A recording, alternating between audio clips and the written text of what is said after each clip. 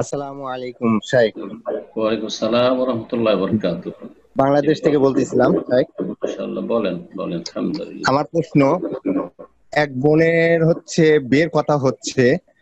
বোন চায় দিনদারিতা, ছেলের হুম, দিনদারিতা এবং পাচ্ছে, কিন্তু বোনের ভাই বোন এক দিনদারিতার দিকে প্রাধান্য দিচ্ছে, কিন্তু বোনের দোলা ভাইরা যদি দিনদারিতার দিকে প্রাধান্য না দেয়, এমন হুম, যদি হুমকি দেয় যে তোমরা যদি এরকম দিনদারিতা দেখো তাহলে আমরা সম্পর্ক রাখবো না, হুম। সেক্ষেত্রে ইসলামের কি বিধান আছে দেখেন, কিংবা কি করণীয়? জি জি জি, বিয়ে শাদী কোনো মেয়ের দেওয়ার জন্য তার তার যে অভিভাবক রয়েছে, সেই অভিভাবক পুরো মালিকানা রাখে।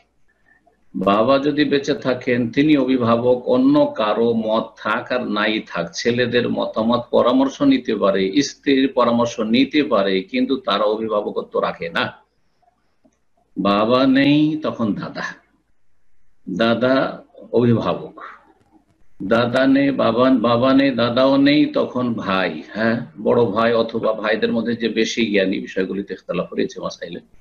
তো ভাই যে বেশি নেক হবে অথবা যে বড় মর্যাদার দিক থেকে, বয়সের দিক থেকে, তিনি বিয়ে দিবেন। অন্যরা কে কি বলছে দেখার বিষয় নাই। আর দুলাভাইদের কথা বলছেন, তাদের তো ইসলামে সামান্যতম কোনো মতের মূল্য নেই।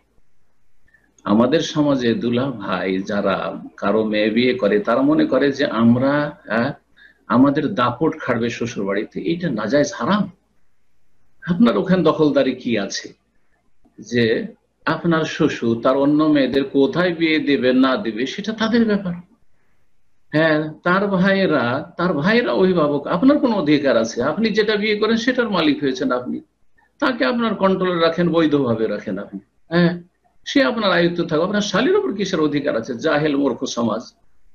জি হ্যাঁ, সুতরাং এইসব মূর্খগুলো সম্পর্ক ছেদ করুক, কোনো অসুবিধা নেই।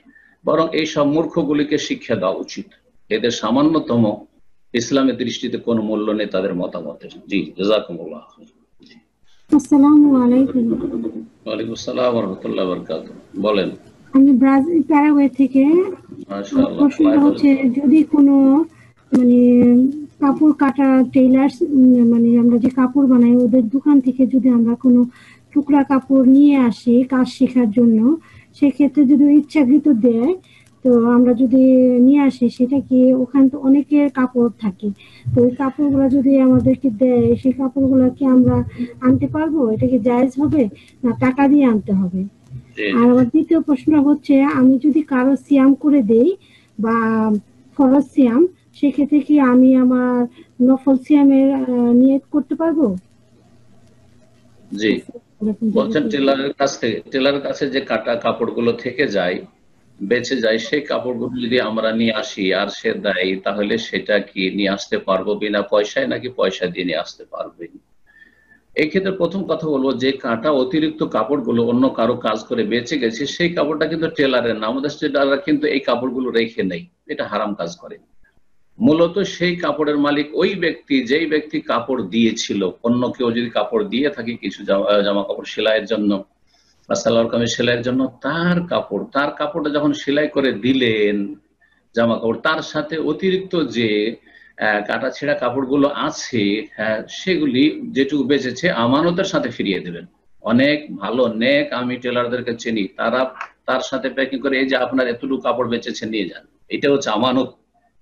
আর এটা যদি না করে তো খেয়ানত। আর তারপরে যখন খেয়ানত করলো, এটা যদি বিক্রি করে তবু রুজি হারাম। আর যদি কাউকে ফিরিয়ে দেয়, তার অধিকার রাখে না, হারাম, কারণ সেটার মালিক সে না। এটা সবসময় প্রথম মনে রাখতে হবে। তারপরে ধরেন ওই কাপড়টা, যে কাটা কিছু কাপড় বেঁচেছে, ছোটখাটো টুকরো কাপড়গুলো, সেই কাপড়গুলি যদি যেই ব্যক্তি কাপড়টার মালিক, যে কাপড় সেলাই করতে অর্ডার দিয়েছিল, ওকে ফেরত দিচ্ছিল, তখন নিল না, এটা আমি নিয়ে করবো কি, আমার তো কাজে লাগবে না, আপনি রেখে নেন। হ্যাঁ, টেলারকে যখন দিয়ে দেবে, কোনো কাস্টমার যদি দিয়ে দেয়, তখন টেলার তখন ওই কাপড়ের মালিক। তারপরে আপনাদেরকে সে ফিরিয়ে দিতে পারে, পয়সা দিয়ে বিক্রি করতে পারে, কারণ সে এখন সেটার মালিক হতে পেরেছে। পয়সা নিতেও পারে, ফিরিয়েও দিতে পারে, আর আপনি ফিরিয়েও দিতে পারেন, যেইভাবে আপনাকে দেবে সেইভাবে আপনি নিতে পারেন, কোনো অসুবিধা নেই। জিজ্ঞাসা করেছেন দ্বিতীয় প্রশ্ন সিয়াম সম্পর্কে, যে ফরজ সিয়ামের কাজা বাকি আছে, তা থেকে নফলের নিয়ত করতে পারবো। এর আগে বলেছি, আপনার নিয়মিত থাকলে বারবার প্রশ্ন উত্তর দিতে হয় না। আহ কথা হচ্ছে যে যখন আপনার ফরজ কাজাও বাকি আছে আর নফল রোজা, যেমন সোমবারে, এই যে সোমবার আসছে আগামীকালকে, সোমবার আপনি রোজা রাখবেন, সাপ্তাহিক রোজা, বা বৃহস্পতি রোজা রাখবেন, আপনি নফলে নিয়ত করলে ফরজ কাজা আদায় হবে না। কিন্তু সোমবার বৃহস্পতিবারে যেই দিনটা নফলের দিন, সেই দিনে যদি ফরজের নিয়ত করেন তো ফরজ আদায় হবে। তার সাথে মোবারক দিনে, ভালো দিনে রোজা রাখলেন, ইনশাআল্লাহ আল্লাহ অতিরিক্ত সওয়াব হয়তো দিতে পারেন। কিন্তু আপনি এক গলি দিয়ে দুই শিকার করবেন আর ডবল নেকি পাবেন, এইরকম ধারণা ভুল ধারণা, এরকম ধারণা ভুল ধারণা। আপনি ফরজ যেটা বড় সেটা নিয়ত করবেন। জি, এইরকমই আরাফার দিনে যদি কেউ ফরজের কাজা করে থাকেন, তা আরাফার নিয়ত করবেন না, ফরজের কাজার নিয়ত করবেন, তার সাথে আরাফার মোবারক দিনে রোজা রাখলেন, আল্লাহ অতিরিক্ত দিলেন, রহমতুল্লাহ ওয়াসিআ, আল্লাহ রহমত প্রশস্ত। আর না হলে আপনার ফরজ আদায় হইল ভালো দিনে। জি, একটি করে প্রশ্ন করেন।